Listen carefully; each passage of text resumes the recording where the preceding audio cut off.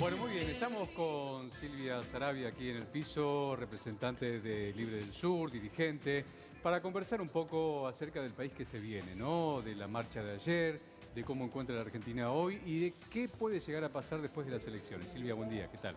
¿Qué tal? Buenos días. Bueno, ¿cuál es el análisis que haces, Silvia? Bueno, ayer fue una jornada nacional, no solamente lo que se vio acá en la ciudad de Buenos Aires, sino un montón de ciudades de distintas provincias. Y fue convocada por la unidad piquetera, pero se sumaron un montón de sectores que están en lucha hoy, como son los docentes, como son muchos estudiantes, centros de estudiantes, otras organizaciones sociales también y territoriales, organismos de derechos humanos. O sea, fue una jornada realmente importante porque fue un amplio espectro de organizaciones que lograron participamos. ayer participando de esta jornada? Mirá, estamos dando visibilidad a que hay algunas medidas de fondo que deben tomarse. Por ejemplo, el aumento del salario mínimo vital y móvil. Creemos de que hay algunas cuestiones que está planteándose desde el gobierno que van en un sentido positivo porque quitarle el IVA a la canasta de alimentos Mejora el bolsillo. nos parece bien. Sí. Ahora tiene ciertas restricciones, entonces nos parece también que si no se frena la inflación, por ejemplo, el deterioro del ingreso de todo el mundo, no del que recibe una ayuda social, sino del que trabaja, los que cobramos a fin de mes todavía, bueno, eso vemos que cada vez vale menos. Y la eliminación del impuesto a las ganancias, en principio la suba del mínimo no imponible, ¿ustedes cómo lo toman? Imagino que bien. Mira, nosotros lo que creemos es que hay que hacer una reforma impositiva, porque es como que se van tomando definiciones por partes. Sí. ¿Sí? Entonces, nos parece que hay que pensar en que el sistema impositivo en Argentina es regresivo, o sea, pagamos más los que menos tenemos. Tiene que haber una reforma general. En ese marco, el salario no es ganancia, pero determinados ingresos sí deberían pagar impuestos. Pero eso hay que discutir y alguien que gane, no sé, más de 5 millones de pesos, ponele. Nos parece como sucede en la mayor parte de los países del mundo, sí. ¿No? Evidentemente, la cuestión impositiva no debería ni castigar al consumo, ni castigar a la producción. Porque muchas veces discutimos qué sucede con las pequeñas y medianas empresas, de que por qué no terminan de formalizar a sus trabajadores, y bueno, y resulta que muchas veces no lo pueden hacer porque lo que ganan o la perspectiva que tienen no es suficiente. Entonces, todas esas cuestiones son importantes para poder discutir cómo generar trabajo.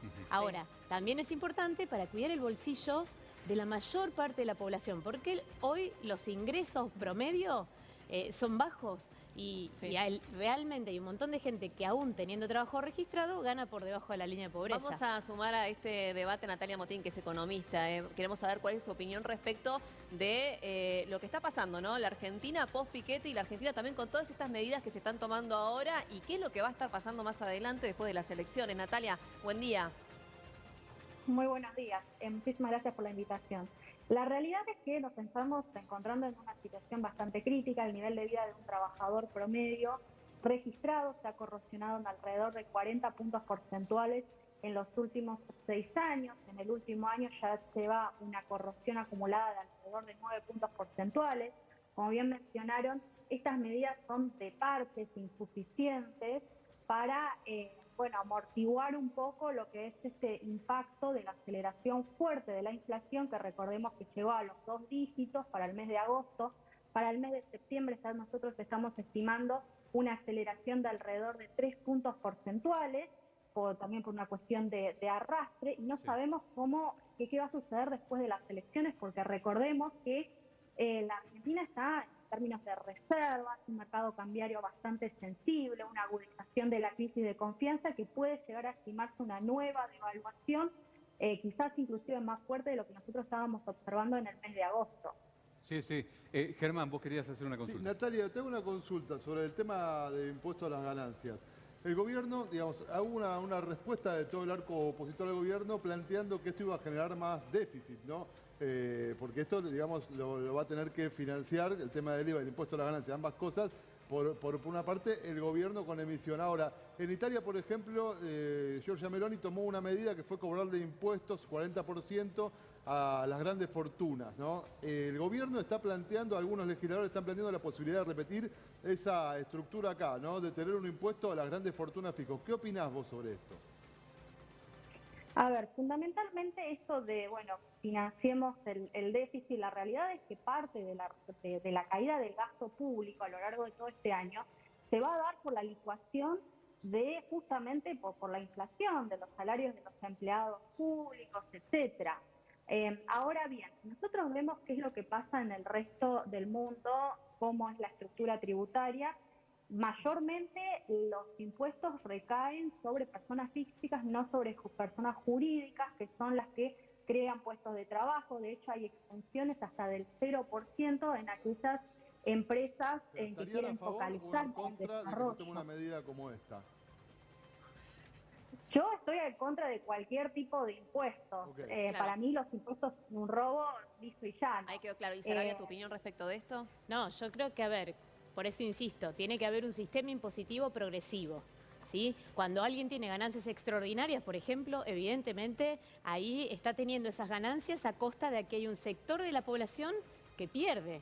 No es que el dinero es infinito. Cuando sucede, por ejemplo, lo que está pasando con la inflación, no es que todos perdemos. Hay un sector económico que está ganando y teniendo ganancias extraordinarias porque, por ejemplo, aumenta desproporcionadamente el precio de los alimentos.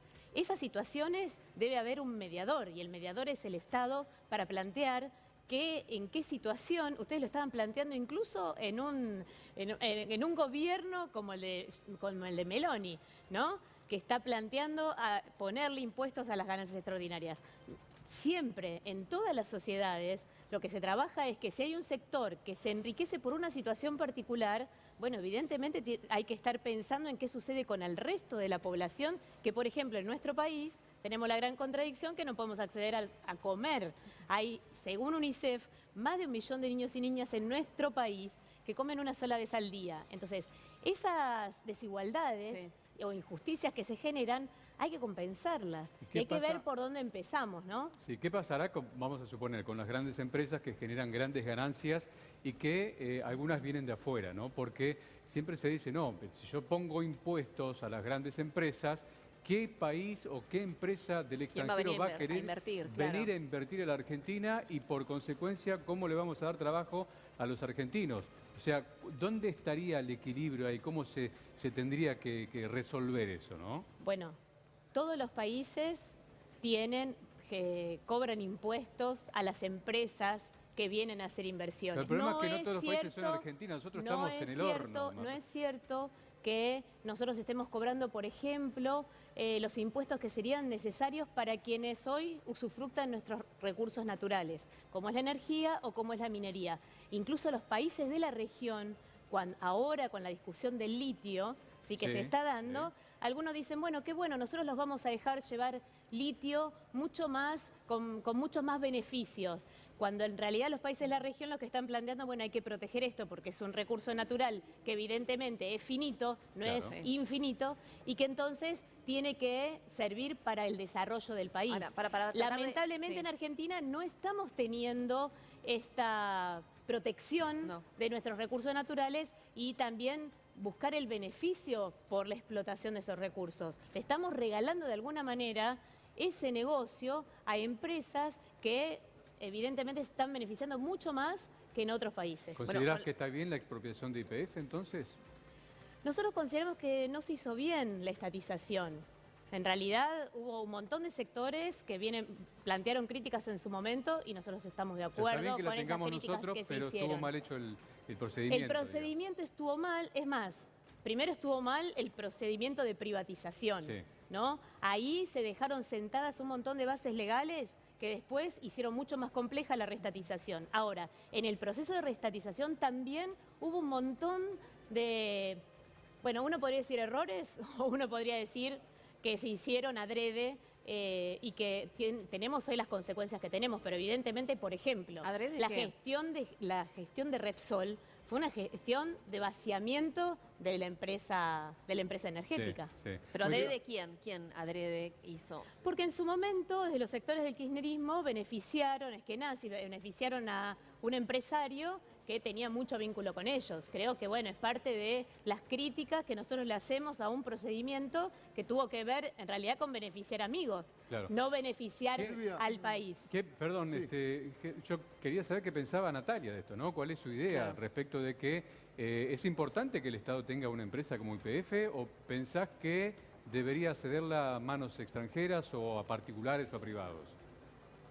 No, claramente que el Estado hoy tiene que ocuparse de las cuestiones básicas, salud, educación, seguridad, que hoy deberían ser pilares y lamentablemente nos cobran un montón de impuestos y estos servicios están cada vez nos ofrecen de peor calidad.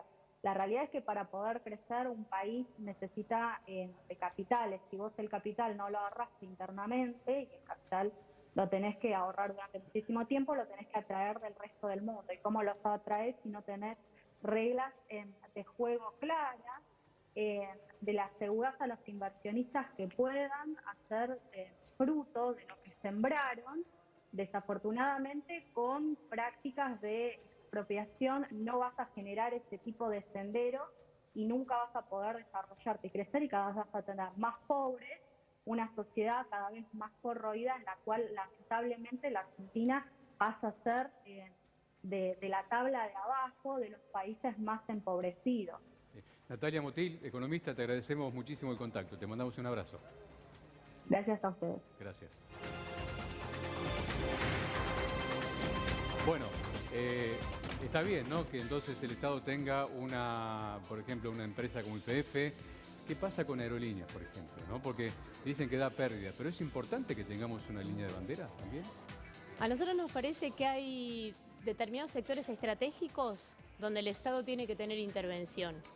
Que no es cierto que hay una dicotomía entre gestión del Estado que debiera ser mala y la gestión privada que debe ser buena, porque en realidad hemos tenido en un montón de ejemplos, yo siempre doy el ejemplo de Edesur, que constantemente toda la población está quejándose y es una empresa privada que además recibe muchísimos subsidios del Estado y este gobierno le ha condonado sus impuestos. Hay que plantear toda la situación y decir, yo soy docente.